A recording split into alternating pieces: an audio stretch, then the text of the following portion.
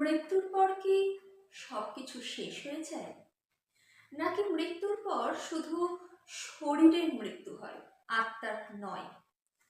হিন্দু শাস্ত্র মতে মৃত্যুর পর যে 13 দিন পালন করা হয়, সেই 13 দিন আসলেই সেই মৃত ব্যক্তির শরীর বা আত্মার সাথে কি হয়। আজকে আমরা এই প্রশ্নের উত্তরে জানব বেদ, উপনিষদ, গরুড় পুরাণ, মনুস্মৃতি ইত্যাদি সমস্ত শাস্ত্রের প্রমাণের মাধ্যমে। আত্মা অমর। বেদে অমুক প্রমাণ পাওয়া যায় তার। কঠোপনিষদে উল্লেখ আছে, জয়তে স্মৃয়তে বা বিপশ্চিত নয়ন কুতশ্চিন্ন্য বহুব কশ্চিত অজনিত্য শাশ্বচয়ং পুরন ন হন্যতে হন্যমানে শরীর। অর্থাৎ আত্মার কখনোই জন্ম হয় না, কখনো মৃত্যু হয় না, আত্মা কখনো ধ্বংস হয় না। আত্মা চিরন্তন, অমর এবং অবিনশ্বর। অর্থাৎ মৃত্যু মানে আত্মার শেষ নয়। তাহলে প্রশ্ন হলো, মৃত্যুর পর আত্মা কোথায় যায়? গরুড় পুরাণে উল্লেখ আছে, মৃত্যুর পর আত্মা না ইহকালে থাকে না পরকালে যায়, এই দুয়ের মাঝখানে থাকে, যাকে প্রেতখণ্ড বলা হয়। গরুড় পুরাণে বলা হয়েছে, যতক্ষণ না পর্যন্ত শ্রাদ্ধ ও পিণ্ডদান হয়, আত্মা এই প্রেত অবস্থাতেই থাকে। প্রেত কি? কেন এই প্রেত দশা হয়? গরুড় পুরাণে উল্লেখ করা হয়েছে, দেহ ত্যাগে তো পুরুষ প্রেতত্যাগ প্রতিপদ্যতে।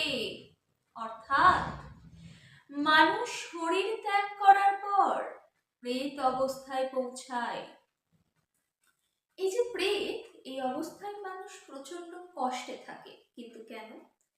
প্রেত অর্থাৎ সূক্ষ্ম দেহ লাভ, কিন্তু এই সময় মানুষ চেয়েও কোনো কিছু ভোগ করতে পারে না, তাই ক্ষুধা, তৃষ্ণা, যন্ত্রণা অনুভব করে।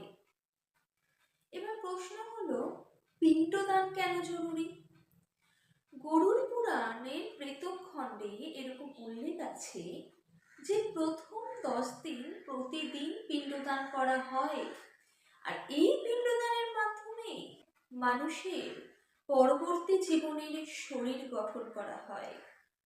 যে অঙ্গ গঠিত হয় তা পিণ্ডদানের মাধ্যমে প্রথম দিন মাথা, দ্বিতীয় দিন চোখ, তৃতীয় দিন কান, চতুর্থ দিন নাক, পঞ্চম দিন মুখ, ষষ্ঠ দিন গলা, সপ্তম দিন বক্ষ, অষ্টম দিন উদর, নবম দিন যৌনাঙ্গ এবং দশম দিন পূর্ণ শরীর গঠিত হয়। এবং দশম দিনের পর আর 2 দিন ক্রিয়াকলাপের মাধ্যমে মানব যমলোকে যাত্রা শুরু করে। শাস্ত্রে বলা আছে, পিণ্ডদানের মাধ্যমে দেহ পূর্ণতা লাভ করে। পিণ্ডদান না হলে আত্মা অসম্পূর্ণ অবস্থায় কষ্ট পায়। 11 এবং 12তম দিনে আত্মার হয় যাত্রা। গরুড় পুরাণে 11তম দিনে আত্মা প্রেত দশা থেকে মুক্ত হয় এমন উল্লেখ আছে। 12তম দিনে যমলোকের পথে যাত্রা শুরু করে। ঋগ্বেদের 10ম খণ্ডে 16 নম্বর শ্লোকে উল্লেখ আছে, জাতোদ্ধানাং প্রহিনতু পিতৃভ্য প্রন্তমনু। অর্থাৎ হে আত্মা, তুমি পিতৃগণের পথে যাত্রা করো। তবে এবার প্রশ্ন হলো, তাহলে 13তম দিনে কি হয়? 13তম দিন গুরুত্বপূর্ণ কেন? এই 13তম দিনে শ্রাদ্ধানুষ্ঠান সম্পন্ন হয়, আত্মার প্রেতরূপ শেষ হয় এবং আত্মা পিতৃলোকের অধিকারী হয়। মনুস্মৃতির 5ম খণ্ডে 59 নম্বর শ্লোকে উল্লেখ আছে, দশাহানং শাব মানশ্চৈনং জ্ঞানাতিনং শুদ্ধিরুচোচ্যতে। অর্থাৎ মৃত্যুর পর নির্দিষ্ট সময় অশৌচ থাকে, শ্রাদ্ধ কর্মের মাধ্যমে সেই অশৌচ দূর হয়।